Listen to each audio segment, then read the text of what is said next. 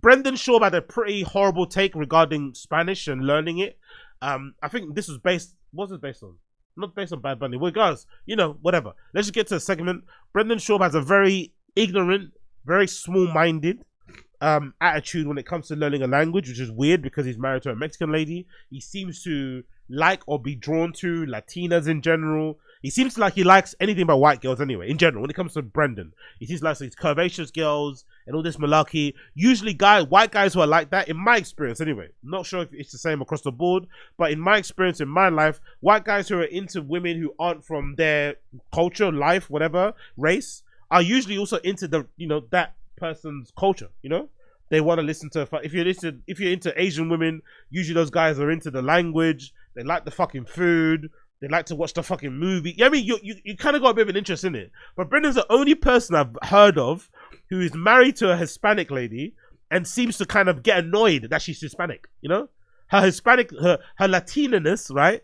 Her, whatever there is about her and her culture, it seems to drive him nuts. He doesn't really enjoy it. He doesn't really like it at all, which is weird. Usually guys who are into women like that, they like the fact that they're a bit spicy, they're a bit fiery, they're passionate, they're very emotional. You know what I mean?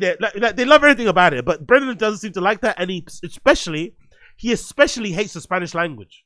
He especially hates the Spanish language, which again, I think is really odd, in my personal opinion.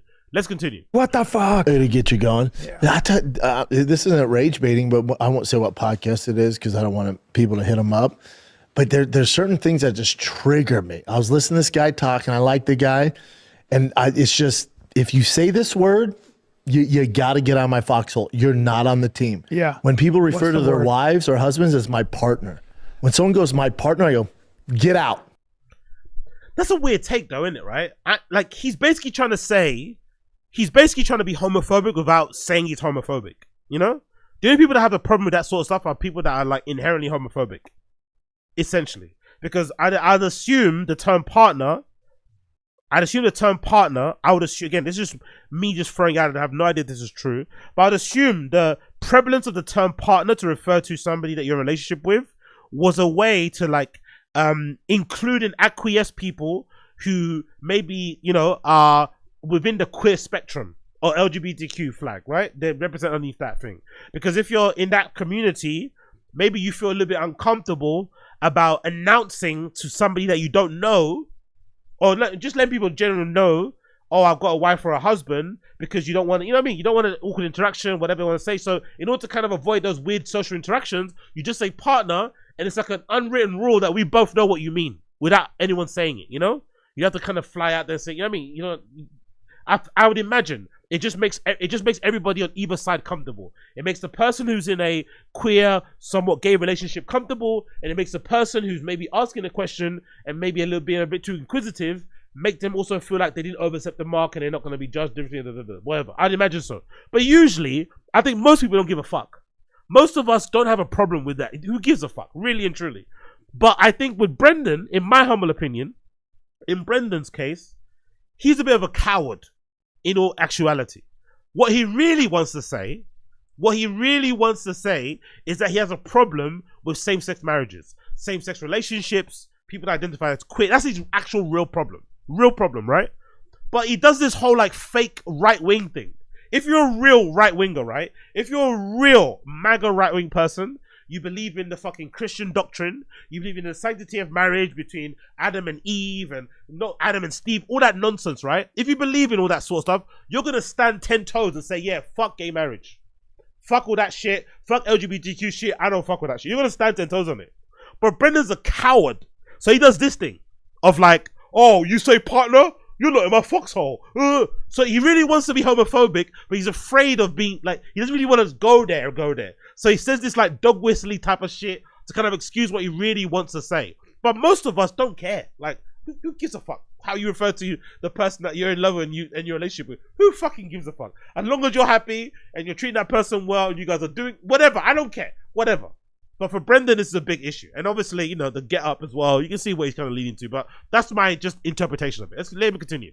Do you also, can I ask you this? Get the fuck out. When Joanna was pregnant, did you say we're pregnant? Never in my life. That's so gross. That's gay. And then if you're a man and you refer to your wife as my partner, yep. Oh. Yep. How about referring to your wife as your girl?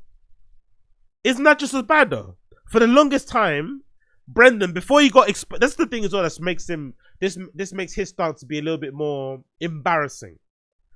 He's only been proud to kind of step out publicly with his wife because he kind of got shamed into it.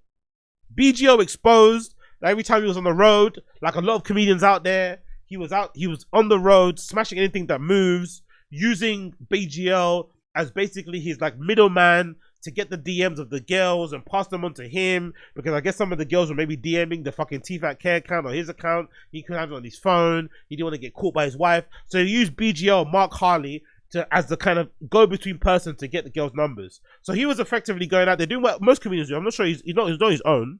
A lot of comedians do that, I'm sure. But he was out there cheating on his girl a bunch of times. And he was referring to his wife at the time, Joanna, as his girl. That would be his thing he always used to say. In my humble opinion, not to judge too much. I know he's judging, but not to judge too much.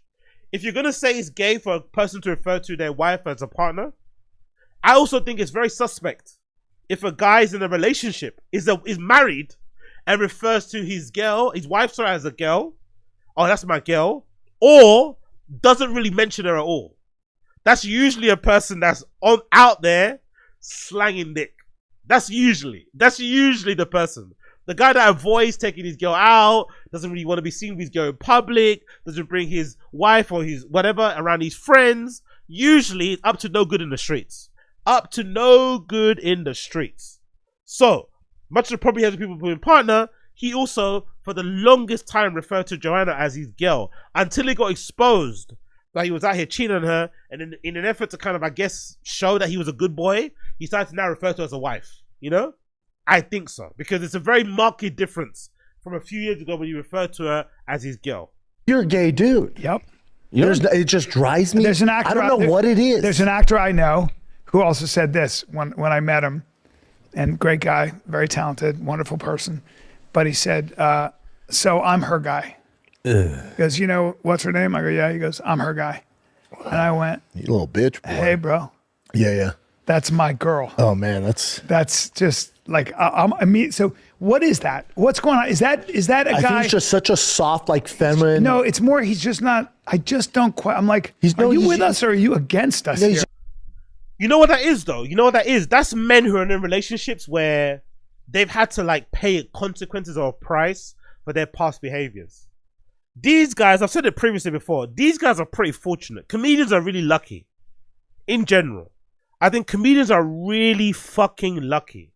Because despite how horrible they are as people, their previous... Like, when's the last time you heard of a comedian who got publicly outed for being a rapist, a potential pedophile, a serial cheater? When's the last time you've seen a comedian, prominent one, have their wife, you know, or the mother of their children leave them? When?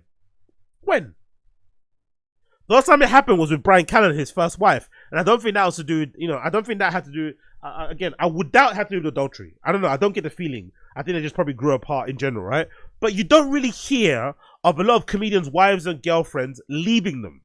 I don't know why that is. I don't know if it's because of the fame, of the money. Maybe these guys target women specifically who are a little bit, you know, don't have a lot of like, they have a lot of maybe insecurities, whatever. But it is quite interesting how there's not a lot of guys in stand-up who get the harsh reality of consequences like we do, regular guys. Regular guys, yeah, you can go out and cheat, but if your girl finds out, you're done. You know what I mean? You're getting put out on the street.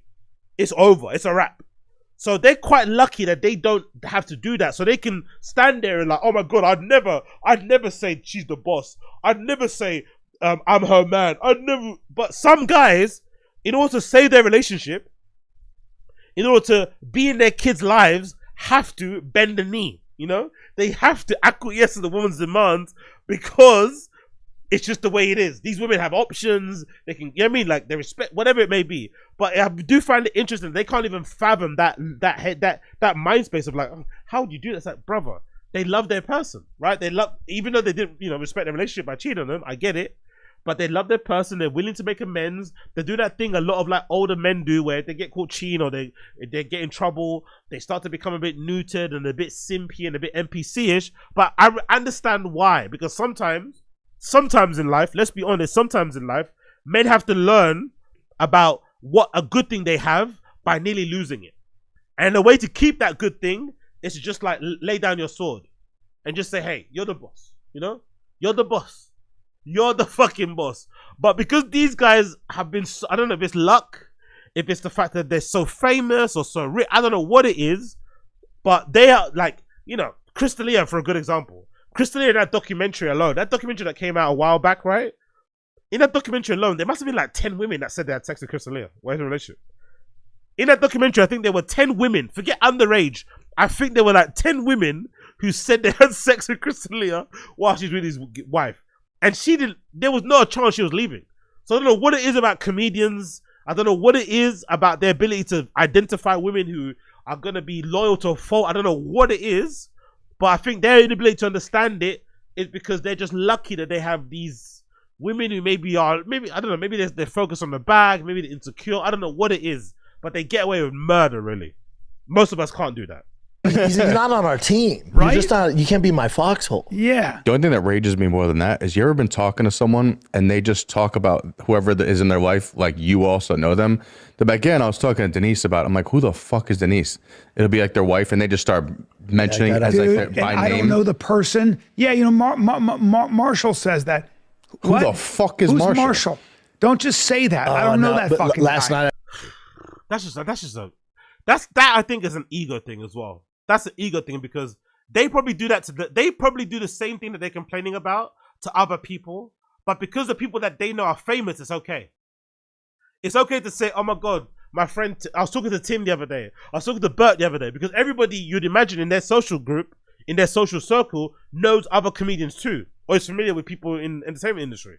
So this is a bit, and it's also another way to kind of like show that you're not like a regular civilian, because these are conversations that we all normally have, but because they're so important and I don't know, whatever, I can't listen to people have conversations about people that are not me, you know? It's like, come on, bro, just entertain the conversation. It's small talk. It's not that deep. It really isn't that deep. I know it can be annoying when people talk about people that you don't know, but just entertain that shit. It's not that deep. It really isn't. Your life ain't gonna end tomorrow. Your life ain't gonna end on the spot, sorry. It really isn't that deep.